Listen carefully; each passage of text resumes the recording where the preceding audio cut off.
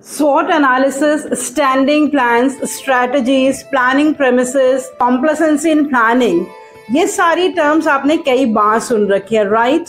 लेकिन जब एग्जाम में क्वेश्चन आता है तो कॉन्सेप्ट आइडेंटिफिकेशन में आपको परेशानी होती है। कीवर्ड्स के साथ, एनसीईआरटी की लैंग्वेज के साथ, निमोनिक्स के साथ, रियल लाइफ एग्जांपल्स के साथ मैं आपसे ये सारे टॉपिक्स डिस्कस करने वाली हूँ, जिससे ये सारे टॉपिक्स आपको बहुत जल्दी समझ में भी आ जाएंगे और हमेशा हमेशा के लिए याद भी हो जाएंगे। जैसे कि बच्चों के जो प्लानिंग प्रोसेस है उसके टोटल 7 स्टेप्स हैं, 3 स्टेजेस में डिवाइड करके, और इसके निमोनिक के थ्रू इस प्रोसेस को बहुत ही आसानी से याद रखा जा सकता है। सबसे पहले तो आपको एक बात बहुत अच्छे से अंडरस्टैंड करनी होगी कि जो प्लानिंग प्रोसेस है ना, वो डिसीजन मेकिंग प्रोसेस हो, जिसके 3 ही मेन स्टेप्स होते हैं एक्चुअली। वेरियस ऑल्टरनेटिव्स को आइडेंटिफाई किया जाता है, फिर उन्हें इवैल्यूएट किया जाता है और जो बेस्ट ऑल्टरनेटिव है उन्हें चूज करा जाता है, सेलेक्ट किया जाता है। लेकिन इससे पहले के 2 स्टेप्स आते हैं प्री प्लानिंग स्टेज में, जिसमें होता है setting objectives and developing planning premises, और इसके बाद के 2 स्टेप्स और आते हैं जो कि पोस्ट प्लानिंग स्टेज में आते हैं, जो कि होते हैं implementation of the plan and follow up.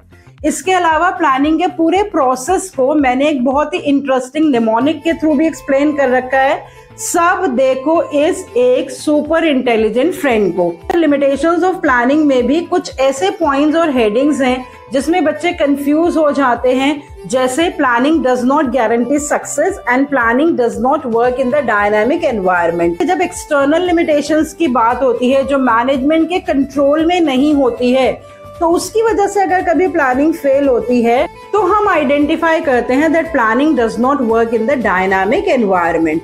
लेकिन अगर जो मैनेजमेंट है वो repeatedly trial and tested plans जो पहले काम आ चुके हैं और उसी को बार बार इस्तेमाल करते रहते हैं, और वो कॉम्प्लेसेंसी दिखाते हैं प्लानिंग में, मतलब वो बहुत ही कंफर्टेबल हो जाते हैं previously trial and tested plans में, उन्हीं को बार बार इस्तेमाल करते रहते हैं, नए प्लान्स नई सिचुएशंस के हिसाब से नहीं बनाते, और इसकी वजह से प्लानिंग फेल हो जाती है। तब हम आइडेंटिफाई करेंगे that planning does not guarantee success.